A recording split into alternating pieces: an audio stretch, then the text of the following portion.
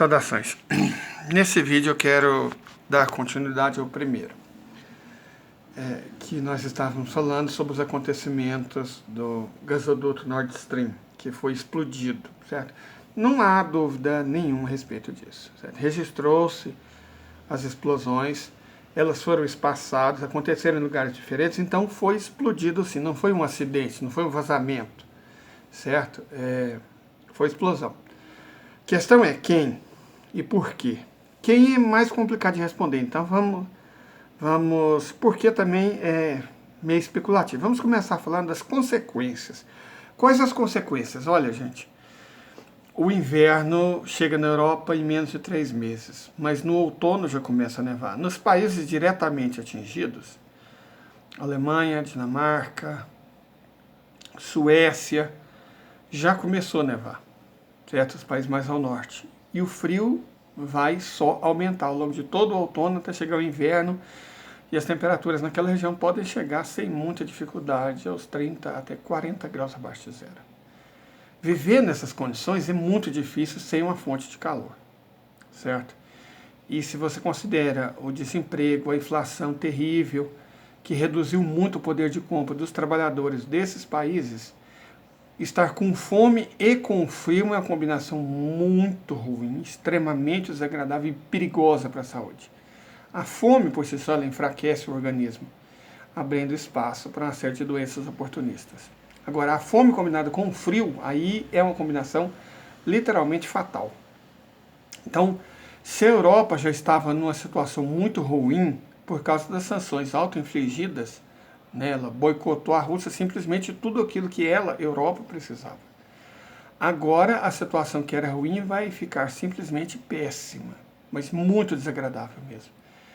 Então, bom, sem gás ou com gás muito caro, porque a questão não é sem gás, a Europa não vai ficar sem gás, ela compra de outros fornecedores, só que é um preço muito mais alto. Inclusive, um espectador do canal fez um comentário irônico que eu achei muito inteligente, muito interessante. Ele disse, não, gente, a Rússia não vai ficar sem o petróleo e o gás russo, ela está comprando petróleo e gás, coincidentemente igualzinho da Grécia, da Índia, da China. Então, o que ele está falando? Ele está fazendo uma referência ao fato de que a Rússia está vendendo gás para esses países e esses países estão simplesmente colocando em outro barco, e enviando para a Europa a um preço muito maior. Então você vende intermediário para os boicotes que eles mesmos criaram.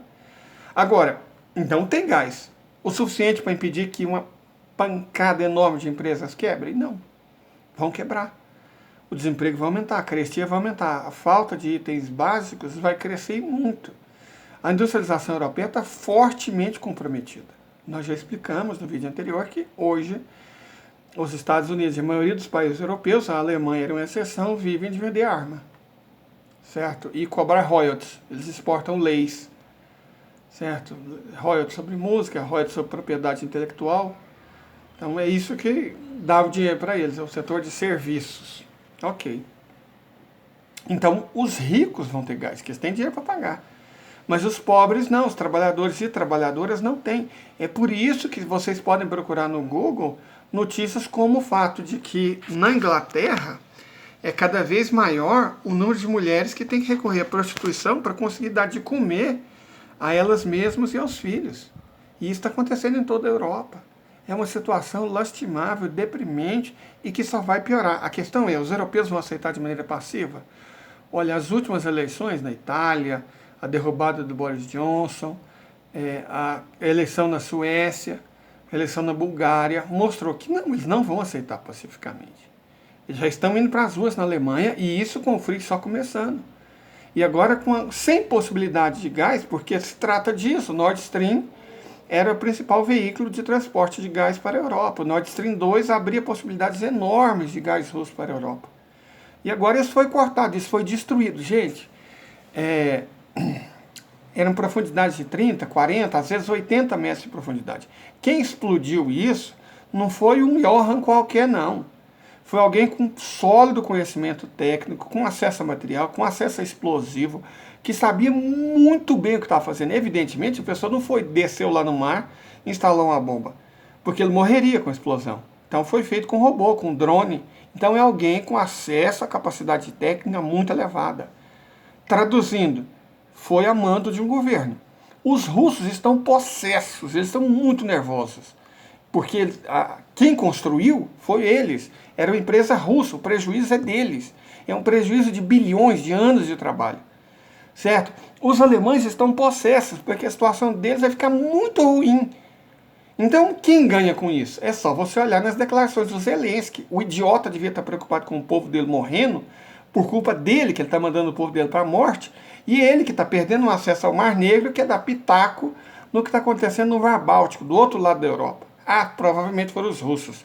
Como assim os russos? O que os russos têm a ganhar com isso? Eles só perderam. Quem ganhou com isso? Os americanos. Os americanos ganharam muito com isso, porque os europeus agora estão numa situação tão calamitosa que eles vão ter que, coincidentemente, comprar gás americano 7 vezes mais caro do que o russo. Certo? Tem declarações amplamente disponíveis no meu perfil do Twitter, eu falei sobre isso, Estado Anarquista. Tem vídeos no YouTube em que o Biden textualmente diz que os Estados Unidos farão o que for necessário para impedir a construção do Nord Stream 2. E se ele for construído, para impedir a operação. Correto? Então, é óbvio que o interesse dos Estados Unidos foi muito atingido favoravelmente com essa explosão. Correto? Eu tenho a mesma opinião do Gonçalo Lira, tenho a mesma opinião do Martianov, tenho a mesma opinião do Andrei Raevski, que foi um ato de guerra dos Estados Unidos, certo? Ou de algum aliado à manda dos Estados Unidos contra o continente europeu. Perfeito? Foi um ato de guerra. Os Estados Unidos declararam guerra à Europa. Agora, a Europa está governada por bundão incompetente, submisso. O que ela vai fazer? Nada. Uma revista alemã já declarou, ou foi os Estados Unidos ou foi alguém mandado por eles, como a Ucrânia, como ucraniano. Porque não foi um acidente. Coloque isso na cabeça, não foi um acidente. Certo? E não foi um ato terrorista simples. Foi um ato de sabotagem e, portanto, um ato de sabotagem é um ato de guerra, feito a mando de um país. As consequências, repito e reitero, serão dramáticas para o povo europeu. Dramáticas. A economia europeia, que ela tinha de chance de se refazer, já era. Porque, vamos imaginar, é o tipo de conserto que dá para você consertar? Não. Não dá para você consertar em meses. Leva muito tempo. E outra, os alemães, os próprios imbecis do Olaf Scholz, falou, talvez as sanções durem anos, a Ursula von der Leyen. Talvez as sanções durem anos. Como assim anos? A Europa vai sobreviver anos sem gás? Ela acredita realmente que o inverno de 22 horas de noite, a Europa vai tirar a energia do sol, da energia solar? A Europa, mas tem um vento. Eu já disse, eu expliquei em outro vídeo. Tem um vento, mas o maquinário é feito na China. A matéria-prima vem da Rússia. O que eles vão fazer agora? Eles vão chorar? Não, eles vão ter que comprar gás. De quem? Se eles mesmos se impediram de comprar da Rússia, adivinhem? Vão comprar do Catar, dos Emirados Árabes Unidos e principalmente dos Estados Unidos. Foi quem mais ganhou com essa explosão. A minha esperança é que o Olaf Scholz, a Ursula von der Leyen, Macron, Liz Truss, esse povo não vai acordar. Não vai acordar. Eles são cúmplices, são parceiros dos Estados Unidos nisso. Eles querem, como diz a Ana Helena Baerbock, que os europeus se ferrem, não estão nem aí. Ela mesma disse isso, certo? O verdismo europeu com o wokeísmo americano deu nisso, deu nessa situação ridícula, esdrúxula e fatal para milhares de europeus. Vão morrer de fome e de frio em plena Europa. E os danos econômicos não vão ser consertados facilmente. Se uma empresa quebra, ela não pode simplesmente renascer. E dezenas, centenas, milhares de empresas europeias estão quebrando, já quebraram. Dezenas, centenas quebram todos os dias, porque o custo da energia aumentou 8 vezes. Como é que você sobrevive nessas condições? Eu não estou falando só de indústria, não.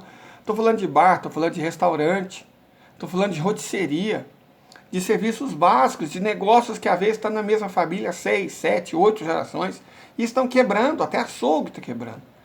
Porque o custo da energia está proibitivo.